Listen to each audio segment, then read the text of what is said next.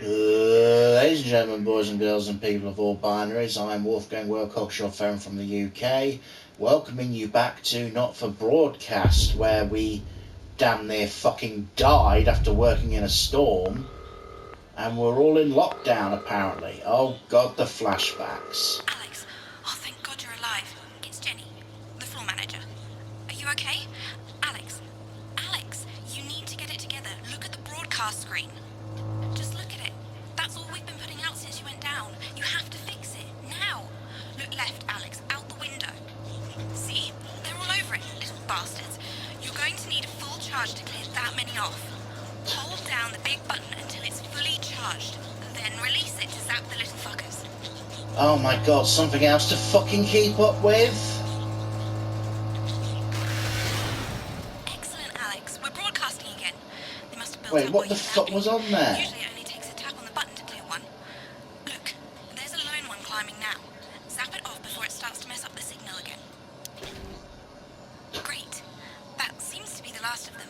For now. Right. We're about a minute out. Get the adverts loaded up.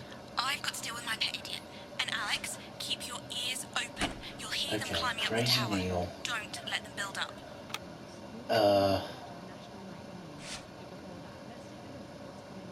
This has no credibility, Jenny.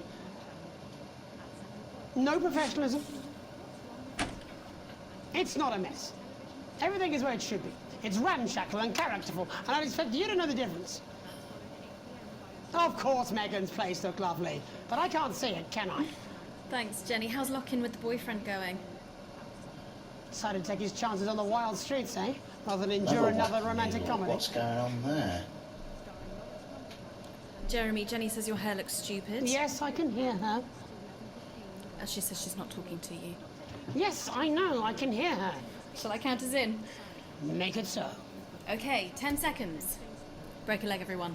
Preferably a furry one. 5, 4, 3...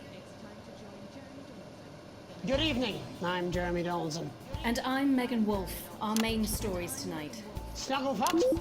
It's been almost 5 weeks since all the Mrs. Snugglehugs toys woke up simultaneously in factories worldwide and began searching for their husbands. The Mr. Snugglehugs we had so short-sightedly destroyed. And now, as this photograph suggests, they may be changing tactics. Built to surprisingly traditional gender stereotypes, the Mrs. Snugglehugs have been arming themselves with a variety of household implements. All the more reason to make sure that cat flap is taped up good and tight. This frightening new development means that even those previously thought to be relatively safe, like the young and fit, must take care to watch their backs and keep their ears open for the soft steps of sinister feet. Going stir crazy, with no signs of Mrs. Snugglehug's batteries running out, and the government lockdown now in its 31st day, domestic relationships across the country are taking some unexpected turns. Dramatic reports are beginning to emerge of uncharacteristically bold behavior in homes across the country. And we're not talking about the model planes that occupy so much time. Oh shit! With dating options limited, many house sharers, in particular students, are finding solace in co-tenants they'd previously rejected as unfuckable, indulging in an activity that has become known as snuggle tugging. Going it alone. Popular crustacean Johnny Hamsleeves is back in the news today as his astonishing photograph that he linked himself shows exactly how he's been spending his lockdown. It seems that when the lockdown was announced, Johnny's long-term partner, Tiffany Lamour, was busy in the capital preparing her new show, Chocolate Clit Bombs, for its now postponed grand opening. Let's hope the exhibits don't melt. Being locked in alone seems to have made poor Johnny realise the empty pointlessness of the professional sportsman's existence. A life that, while no longer bringing great wealth, still offers vacuous conversation, narcissistic wives, and an utter lack of social importance. Let's hope he doesn't run out of toilet paper for those tears. The shape of things to come? In their own version of a lockdown for more than 45 years now, the descendants of Doctors David Wong and Ingrid Sporsborgen-Horgensvoord and their unfortunate team today managed to get a personal statement to the surface using flagellized imaging equipment. Many of the Sporsborgen-Horgensbrood, as they've come to be known, have certainly captured the public imagination, with a recent vote naming Helvetica Sporsborgen-Wongensvoord the most likely to survive a massive electric shock. Greetings from Dante's Tate, or as we say down here in the family, many mushrooms to you. I don't know what a Mrs. Pluckless Plug is, but they sound like they're causing you guys real problems. We've been trapped down here for 8,961 days now, and all I can say is I sure am glad Mum and Dad chose not to get on that escape craft. Since they grew me and the rest of the family, we've been getting on famously, and sometimes Mum stops crying for upwards of 20 minutes. Also, it turns out, as push, you can eat flags, if you can handle the stomach cramps and the amnesia. Greetings from Dante's Taint, or as we say down here in the family, many mushrooms to you. It's hard to believe they've been down there so long now. But everyone knows time moves differently underwater, Jeremy. That's why baths take so long. That's right. And as anyone will tell you, the deeper the bath, The quicker the relativistic forces of temporal causality will have a measurable effect upon the fixed dimensional parameters of your environment. yes, I've said that many times. Papers, please. With the lockdown becoming ever more rigorously enforced, having a passport is becoming increasingly important, Alex. The government caused controversy today by announcing a fresh charge of passport fraud with an imaginative form of punishment for those found guilty of this brand new but incredibly serious crime. The international community have been critical of Advance's decision to begin branding those found to be abetting passport fraudsters. The red hot metal may seem painful, but I'm told it's actually preferable to most music currently in the charts. And Advance speaks out, with the snuggle struggle proving a test to governments around the world. Advance HQ released a curious statement this afternoon. In the accompanying release, they asked us to stress that they have been listening, and that this should be taken as a response to how the people really feel.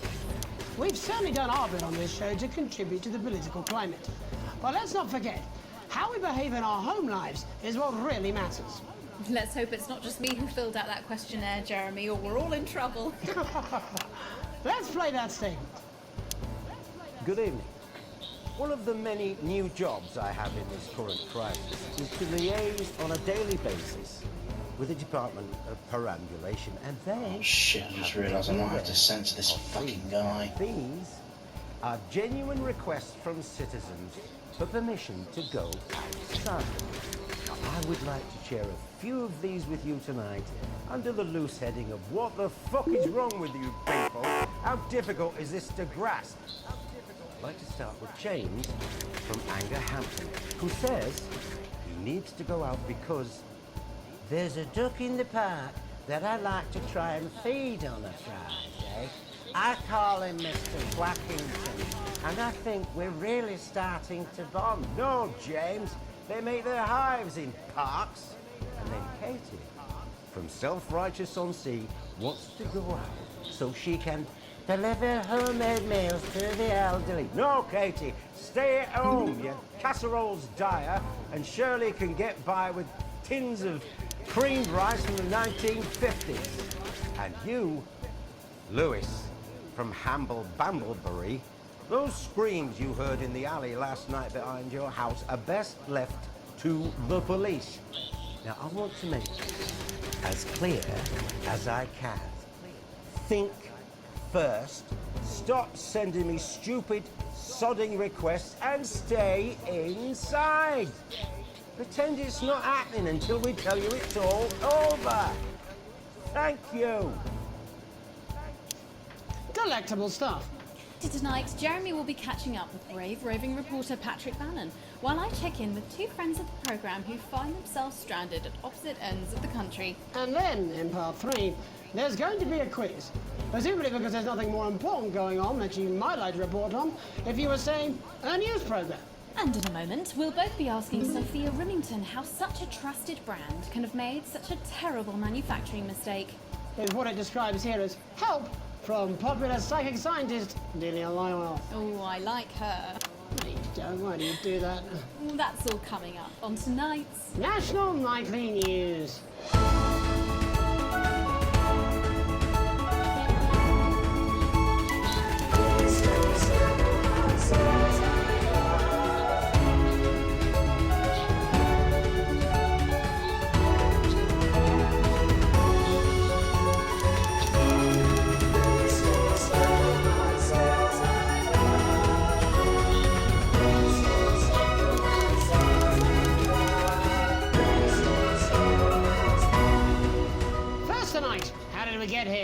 Where are we going? And most importantly, who's to blame? Joining us from Phil Milkirky is the CEO of Rimington's Fist, internationally respected business Bengali, Sophia Rimington. Thank you for having me, Megan. I'm a huge fan of your work. And from a crystal healing laboratory, what I assume is a garage in Upper Lowington, inexplicably renowned psychic scientist, Dr. Delia Lywell. Thank you for being here. Thank you for having us. Sorry, us? Myself and the eminent professors. Is that what you call the voices in your head? I've always seemed to attract dead scientists. I don't really know why. The money? They express themselves to me through ethereal algebra and quadratic predictions. It's all very technical. No, it isn't. I concur. Miss Remington, the entire Snugglehugs range will surely go down as the biggest public relations disaster in history, won't it? Well, of course, that's one world record we would never have sought to claim. What can you say at a time like this? There is only one thing that can be said. I'm sorry. We're sorry. From everyone here at Rimington's Fist, but especially the dedicated inventors and world-beating engineers at Rimming Toys, we are deeply, deeply sorry. Who could have predicted that letting a child's toy learn how to love would have such unforeseen consequences? Mary Shelley? We see you, Sophia Rimington. You are preening by a metal vessel, and where you venture, you will see neither land nor sky. Is that supposed to be the future? Only the past is concrete. I remember being a child in my grandpa's workshop when he made the first dancing hangman toy. He put it by my bed, and when I couldn't sleep, I'd wind it up and let it go, and I'd watch that happy little executioner wiggle and wave his tiny noose and dance before my eyes. Grandpa sold thousands of them, on the quiet, obviously. And he used the money he made to found Rimming Toys, which is now just one small part of the global supermassive megacore that is Rimington's Fist. Sadly, we lost Grandpappy along the way. He died in a fire at the preschool tobacco factory. Another one of his pet projects. But we never lost his spirit of invention. Yes, I'm not entirely certain what your grandfather's offensive toys have to do with the current predicament. The spirit of invention, Mr. Donaldson. The passion to create, to problem solve. And that is why I'm here today, to tell you about a brand new product we're launching simultaneously around the world from midnight tonight. We said science! Science! We hear its song on the breeze, its breath on the wind, its fart under the covers. How does she do it? Well, please, don't keep us in suspense any longer. It won't be my feature she's making up next. Rimington's Fist is proud to present Snuggle Traps. Safety and security in these dangerous times. Each box of Snuggle Traps contains 8 devices, all guaranteed to stop a Mrs. Snugglehugs in its tracks. That's enough for a small lawn or 4 window boxes. And you want to know the best thing? They're only $129.99 a box. Bro. That is affordable peace of mind. We see you, Jeremy Donaldson. Not now, honey, I'm mid-pitch. The best thing about Snuggle Traps is they're powered by next generation Flardinium batteries. So, however long the enemy lasts, these traps will outlast them. We see you, Mr. Donaldson. You are screaming and yelling. Your friends, oh, cry. They fear you. And then, oh God. Oh my God, I just got chills. Did anyone else just get chills then? I think I did. I think it's more concerned. I think I'd be more concerned about these traps. Quickly, before we go to the break, these appear to be attractively repackaged landmines. Aren't they dangerous, say, to children? Oh, hell yeah. These are not toys, but they're explosive fun. Sophia Rimington, Dr. Delia Lywell, thank you for joining us. When we come back, we'll be taking a look at the situation across the country tonight. Don't go away. We'll be back after these bandages. Was that all right? Oh, yes, Doctor, that was exactly what we She seems very nice, that young Miss Remington. I think she'd make an interesting dinner guest. Do you think so? I think I'd rather spend the evening shoving Delia's sacred crystals. Hello, mate. It's Dave. You're not going to believe this, but I've decided to come home. Listen, I'll call you back at the next break and we can talk about how I get me job back. Cheers, Alex. See you, mate. Yes, please. I'm not cut out for this shit. Yeah, well, it's been a long time coming. No, exactly. You said it, I've said Oh, it. not this fucking He must clown know, again. He's not stupid. I just don't want it getting back to him that it came from us. Hey, no, Jenny. You're not backing out on me now. We're in this together. It's gonna work. You'll get him. I've made the cake. You're on the balloons. I've got no idea how old he is. 40? 17? Yeah, ready. Okay, coming back.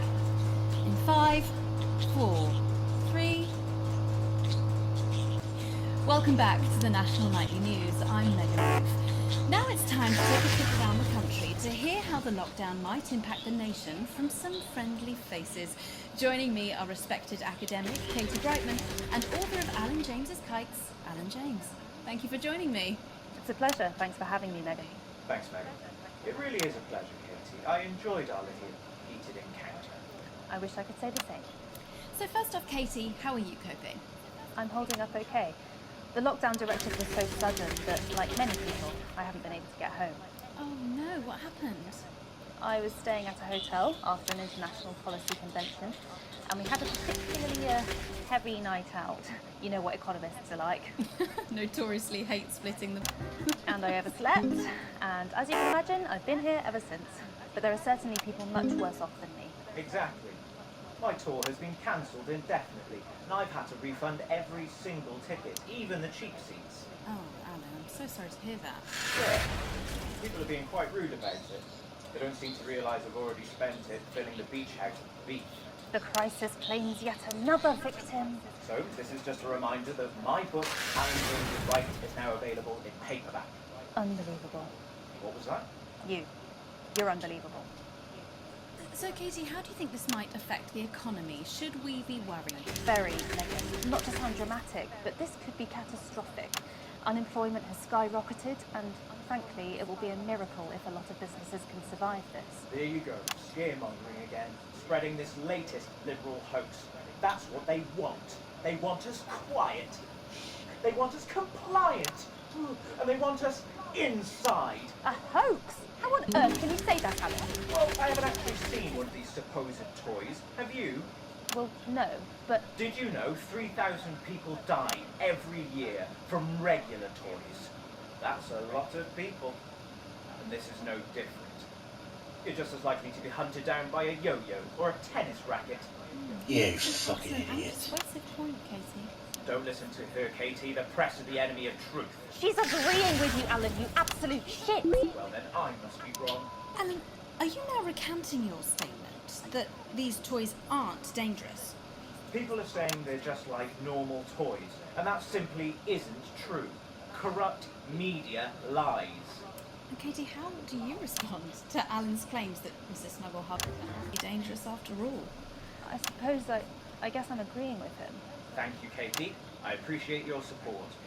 A lot of folks are saying this Mrs. Snugglehub situation will all blow over, but it won't. Yes, right, exactly. We need decisive action from the government. We need huge financial support to protect our workers and our businesses. We need to support the vulnerable, and we need To repent. Exactly right, Katie. We brought it on ourselves with all our liberal indulgences like art, cake, and healthcare.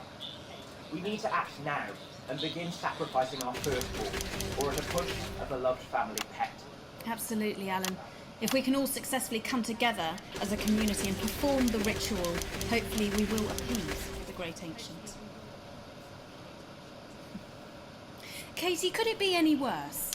Luckily, over the past few years under Advance, they've invested heavily into health, so the system can actually bear the strain. Is it lucky that the Llama Lords have unleashed a horde of man-made monsters on its own people to conceal the enemy within? Will you just stop for 5 fucking seconds? The Global Alliance of Fish People are amassing an army. Where they're living in the same amassing an fucking army house. to kidnap us.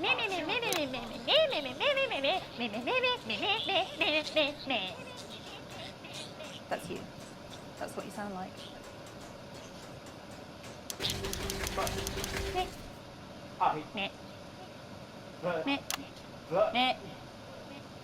I don't sound like that. Yes, you do. You do, Alan. You do sound like that. And that's why no one wants to be your friend.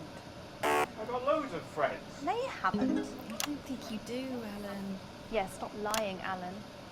I'm not lying. You are. Oh, good one. Well, I'm telling.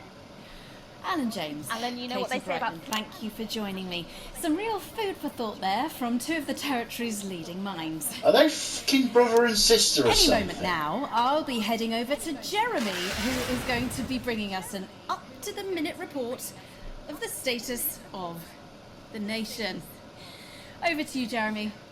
Thank you for what I'm sure was a reasonable debate which really contributed to the national conversation. Next, out on the streets, someone who's always doing exactly that. It's Patrick Bannon. Are you there, Patrick? Hello, Jeremy. Yes, hello, I'm here. I'm here live. Apologies for the quality of the broadcast today. Couldn't find any cameramen or women brave enough to come and join me, so I'm out here on my own. Right, and can you tell us what it's like out there? Yep, I can. It's as you can see behind me, the streets are currently completely deserted. But my question, Jeremy, is just how long? I mean, could there be danger lurking just around the corner, waiting to end the fledgling career of this young, promising journalist before his full potential is even realised? Will he die, underappreciated by management, and frankly, if you ask me, very, very much underpaid? I don't think there's any danger of that, Patrick. What's that on your jacket there? Well, that's actually a sponge. What I've done here is made a snuggle-proof jacket, Jeremy. The network didn't bother sending me any PPE, so I've been forced to improvise. In fact, showing the sort of resourcefulness that would make me an ideal candidate for, I don't know, for example, an anchor position starting whenever they'd like. From your point of view, Patrick, just how safe are our streets? Not safe at all, Jeremy, not safe at all. I'd recommend people staying inside, following government advice, and not putting themselves at any risk at all. Unless, of course, like me, it's for groundbreaking journalism reasons. Mm-hmm. And just where are you, Patrick? I'm in the street, on the street. Which street?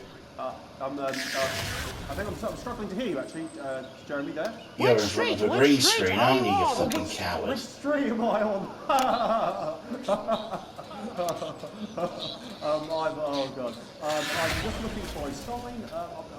There it is. I'm on Bannon Avenue. Bannon Avenue? Yep. Bannon Avenue. Yeah, no, I can hear you fine. Yep, I'm on Bannon Avenue on the sign, it says there. Like Patrick Bannon? Oh, yeah, that is like, that's strange, that's a weird sign. I don't know what's going on there.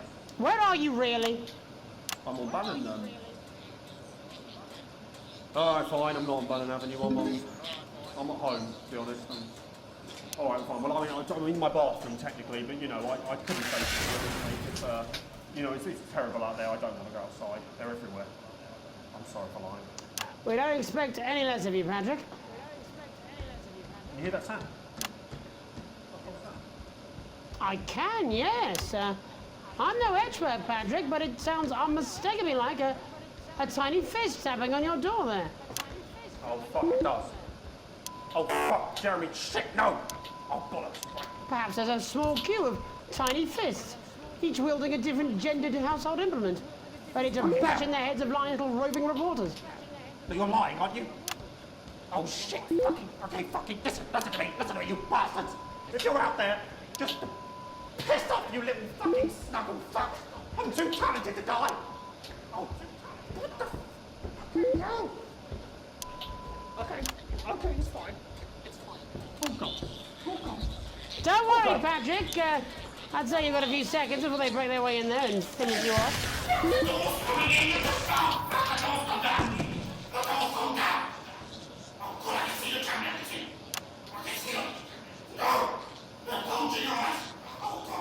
What do you see, Patrick?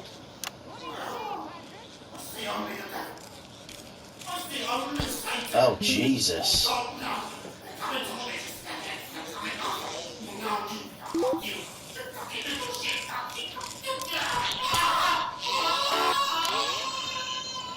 Thank you, Patrick, for that report, showing the nation, and more importantly, management, just where you belong.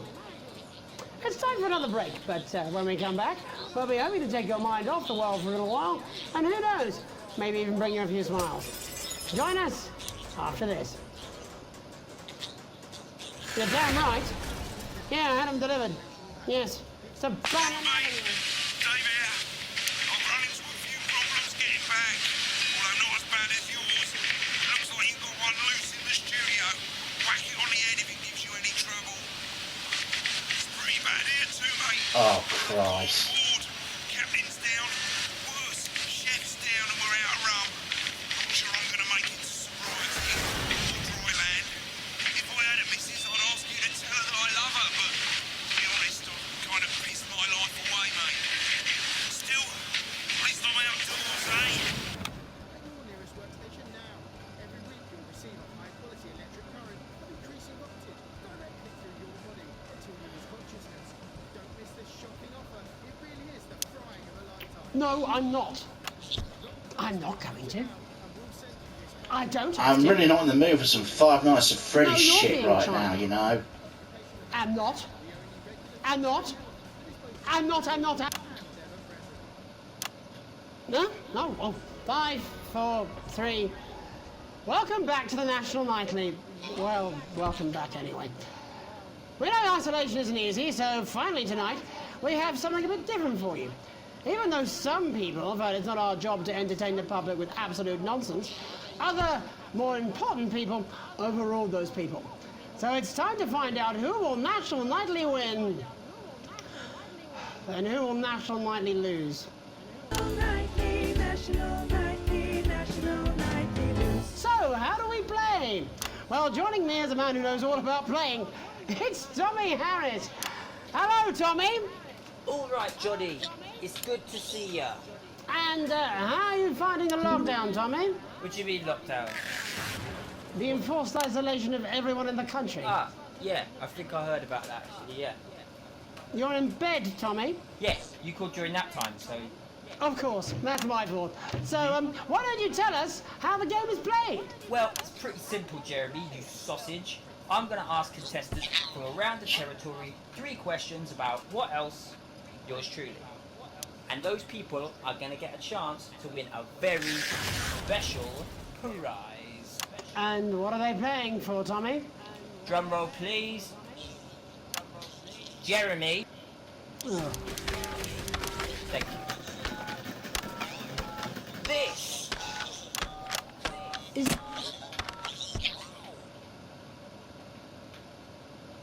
She's turned off the trip switch, Alex. Oh, you fucking... Have we got anybody waiting to win this once-in-a-lifetime prize, Jimmy? I believe we have Angie on the line. How do you feel about winning this man's old pants, Angie? I've never been so excited, Jeremy. And can I just say, I love you. Both of you. Well, you've said it now, haven't you? Oh, Angie, I love you. In a way. Tell us about yourself, Angie. Well, what can I say? My name is Angie. Always has been. I'm a human woman, and my dental hygiene has been described as acceptable. Brilliant! Right, well, shall we get this shambles underway? Absolutely, John. Can I get 30 seconds on the clock, please? We haven't got a clock. Yeah, I did ask for a clock. So... Well, why don't you start, and I'll stop you when it inevitably becomes unbearable to watch. I love it. All right, here we go. Time starts now. Question 1. When is my birthday? The 13th of August at 7:19 a.m. That is absolutely correct. Question 2. What? I said, what is my favourite colour? Crushed praline 4. Correct, the colour of my nipples. And finally, Angie dear, what is my star sign? That's a trick question. You were born outside of the human understanding of the cosmos. Unbelievable, that is correct. Stop the clock.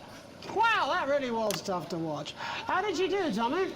Well, Angie, my love, you got every single question right.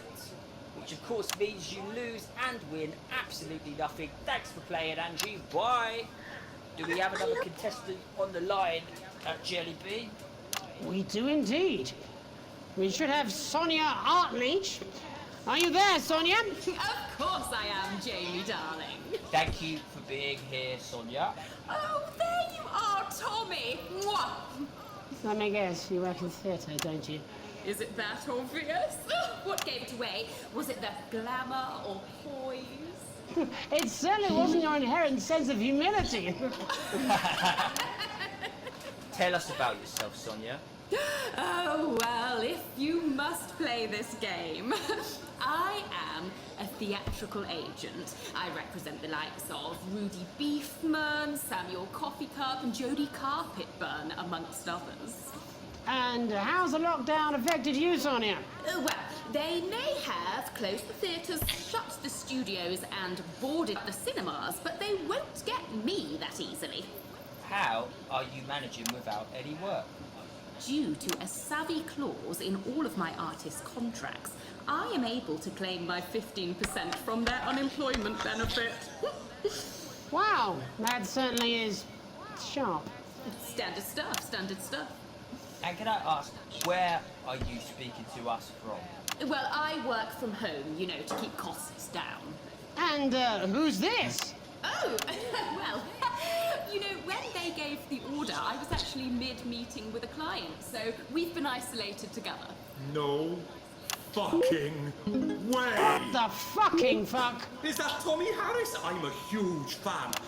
Can I just tell you how bloody brilliant you are? Actually, Jeff, we're about to play a game, aren't we, Tommy? We've got time.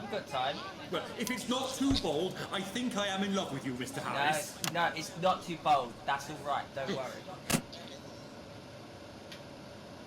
Working on some new shit. Well, at least you're already aware. During lockdown, we've been workshopping some of Jeff's ideas for much younger children, haven't we? People still let you near their children, do they? That's right. Yeah. I've been developing some shows for younger children. Well, we'd love to see it, wouldn't we, Gerbil? Absolutely dying to. Right, so, what do kids love? Timely child support payments from their absent fathers. Shallow and overproduced musical numbers? That's right. Animals! So, I'm trying to address the things that kids need to know, but through a medium that they'll understand. Do you understand? I think so, yes. Jeff's one of my best clients, aren't you? I am, yeah. So, the first one we've been working on is called The King of the Jungle's Mortgage Repayments. It's about a lion who's having problems with his interest rates. I see. Does he have a broker? He does, yes. He's a porcupine. How did you know that? Well, your work is universal, darling. It speaks to people. I'm going to say something to you, mate. I think you're onto something here. Oh, the bear, Oh, yes, right. This one is much better. So, this one tells the tale of Mr. Bear. Now, Mr. Bear is a very sad bear, because all of the other bears don't think that he'll amount to much, and they tell him that his plays are lazy and derivative. I think you're onto something there. Now, Mr. Bear is a tragic figure. Picture this. He's at his lowest ebb. The trees are closing in. He can't even face his salmon, can he? But then he meets someone that will change his life forever. This is fucking gripping. That's right. He meets a wise, old octopus who takes him under his wing and says, "No, Mr. Bear, don't be sad. You're not like all the other bears. You have this ambition and these dreams." Such fucking dreams. I think I love you, Jeff. And what you need to do, says the octopus, probably doing an 8-armed gesture or something. What you need to do to find happiness in this crazy old forest is you need to set yourself more realistic Oh my god, there's 6.5 more minutes of this shite! Mr. Bear lowers his expectations. Wow. You really have taken yourself to new depths. And what do you want children to take away from this? Oh, fuck shit, fuck. What? I said a more realistic worldview. Are you all right, Jamboree? It's Jeffrey. My name is Jeffrey Donington. No, stop. How does it end? We need to know how it ends. Well, all the animals learn a thing or two about inevitable mediocrity. And Mr. Bear settles down. Oh my god, the outside's getting more cartoony. We're all going fucking crazy! Becomes a bear maths teacher. Oh, and we end. We end on a big musical number. Oh, there's dancing. It's very repetitive, so it's catchy but not too challenging. Well, if you like, I could go and get my boombox. Yeah, I might be able to. Hang on. Can we get Angie back?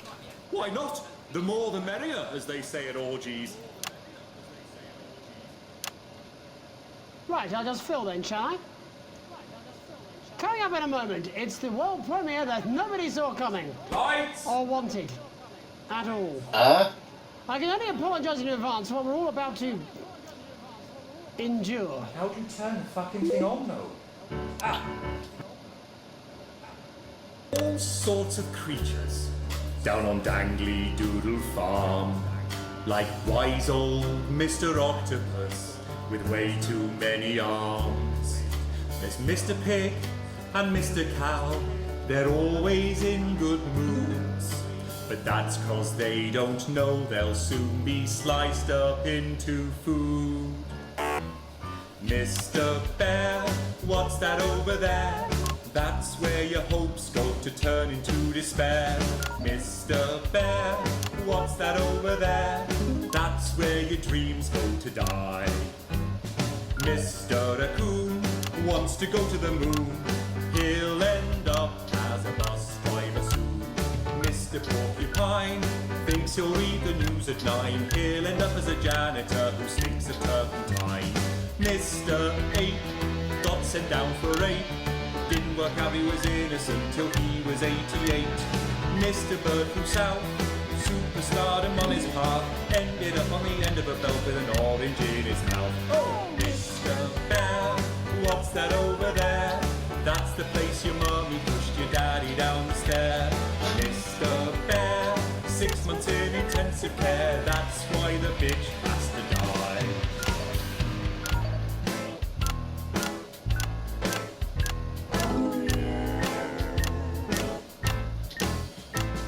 The farmer thinks the dangly doodle creatures are asleep, but Mr. Bear's a swinger like the pigs and cows and sheep. He visits every pen and sty and always brings the fun, and jerks off Mr. Quackington, who's always first to come. He fingers Mr. Badger's bum and Mrs. Donkey's quim. Then he frogs with Mr. Chicken till they both are quite done in.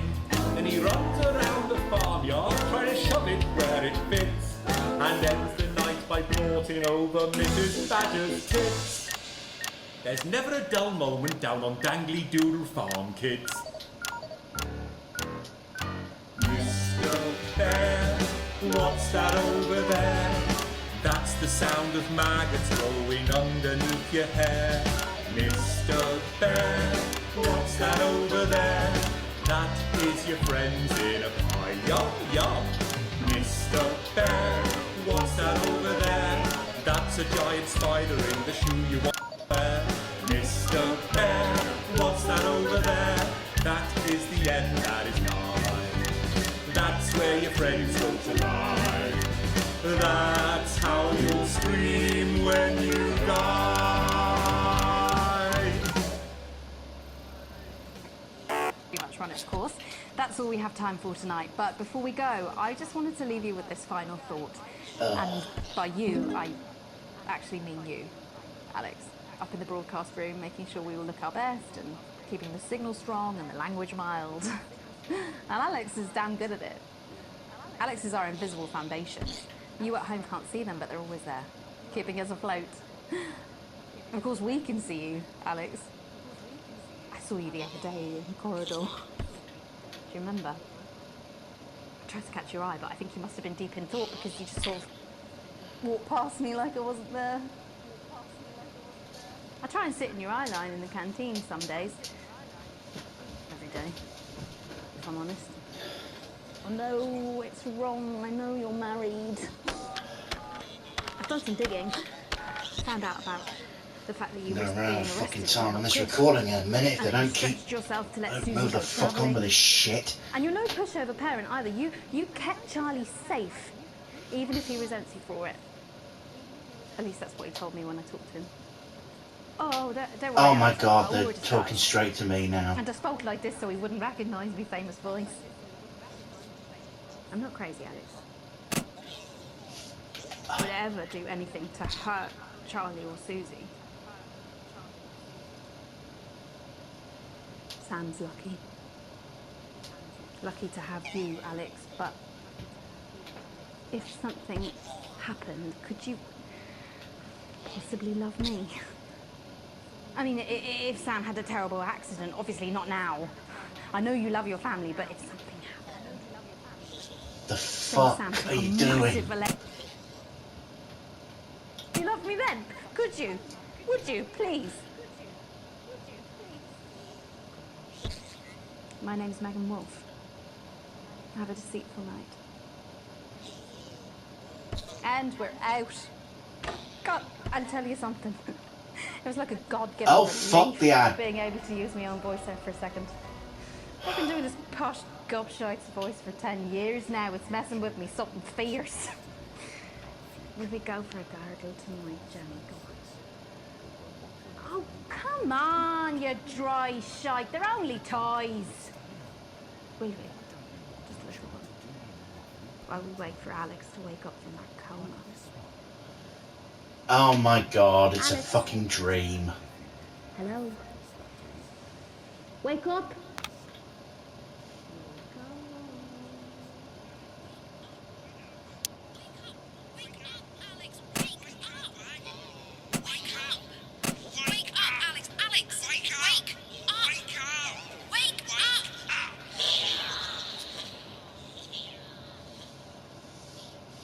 Jesus.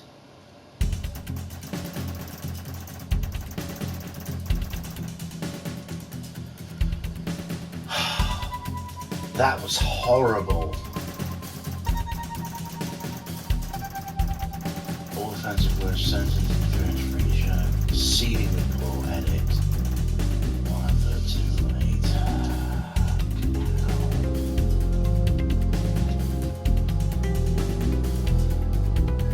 Neutral, please.